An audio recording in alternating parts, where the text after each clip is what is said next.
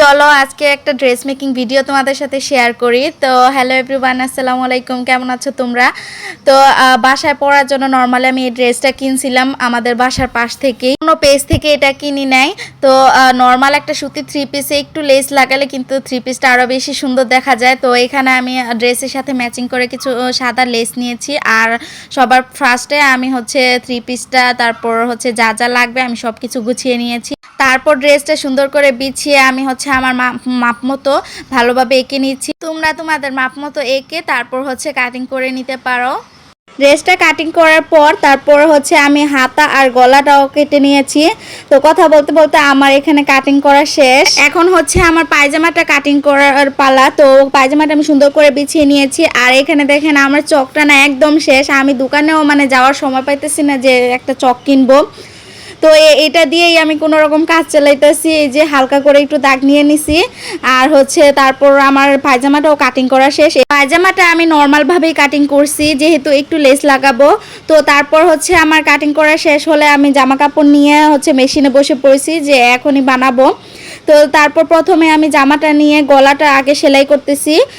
গলাটা লাগানো হলে তারপর হচ্ছে আমি হাতার মধ্যে একটু লেসটা লাগিয়ে নিব। এখানে যে বড় লেসটা আছে সেটা আমি হাতায় লাগিয়েছি, একটু ঘন যেটা, আর যেটা একটু ফাঁকা ফাঁকা ওইটা হচ্ছে আমি পায়জামাতে লাগাবো। প্রথমে চিন্তা করছিলাম একবার জামার নিচেও লাগাবো, বাট লেস কম থাকার কারণে আমি জামার নিচে লাগাইতে পারি নাই। তো হাতাটা এখানে আমি সেলাই করার পর আমি একটু দেখতেছিলাম ফিটিংটা ঠিক আছে কিনা। আর হচ্ছে এখন আমি সাইডেও সেলাই করে নিচ্ছি। তো সাইডটা সেলাই করতে অনেকেই একটু সমস্যা ফিল হয়, বাট আমার কিন্তু অনেক মজা লাগে জামার সাইডটা সেলাই করতে। আগেই বলে দেই আমি কিন্তু কোনো প্রফেশনাল না, আমি জাস্ট এমনি বাসায় জামা কাপড় সেলাই করি, নিজের জামা সেলাই বা আম্মুরটা সেলাই করে দেই। তো কেউ জাজ করবে না এখানে কোনো কিছু। কথা বলতে বলতে এখানে আমার জামাটা সেলাই করা কমপ্লিট। এখন আমি পায়জামাটা সেলাই করব। পায়জামাটা নিয়ে প্রথমে হচ্ছে আমি সাইডটা সেলাই করে নিয়েছি, তারপর হচ্ছে নিচের দিকটা সেলাই করব। নিচে আমি দুইটা লেস লাগিয়েছি। প্রথমে হচ্ছে যে ফাঁকা লেসটা লাগিয়েছি, তারপর হচ্ছে নিচে ওই ঘন লেসটা লাগিয়েছি। তো পায়জামাটার ডিজাইনটা কিন্তু আমার খুবই ভালো লাগছে। আপনাদের কেমন লাগছে অবশ্যই কমেন্ট করে জানাবেন। আর সেম কাপড় দিয়ে কিন্তু আমি আমার মেয়ের জন্য একটা জামা বানাইছি, যেমন টুকরো কাপড় দিয়ে, বাড়তি যে টুকরো কাপড় ছিল জামা থেকে। আপনারা যদি ওইটার ভিডিও দেখতে চান অবশ্যই কমেন্ট করে জানাবেন, আমি অবশ্যই শেয়ার করবো ইনশাল্লাহ।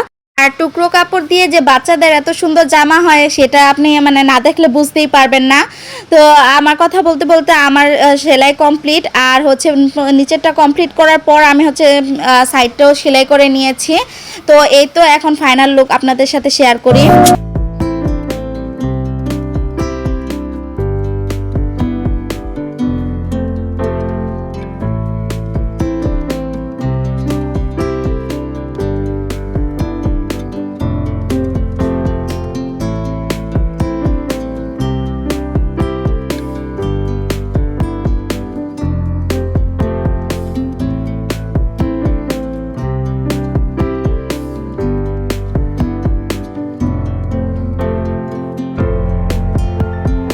বেশ কিছুক্ষণের মধ্যে জামাটা বানানোর পরে আমি হচ্ছে পরে একটু ছাদে গিয়েছিলাম ছবি তুলতে।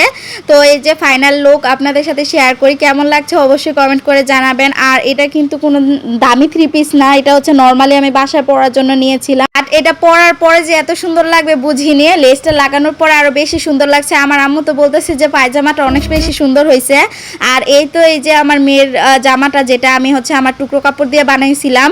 তো আমার মেয়েটার জামা আর আমার জামাটা কেমন লাগছে অবশ্যই কমেন্ট করে জানাবেন। আজকে এ পর্যন্তই, আল্লাহ হাফেজ।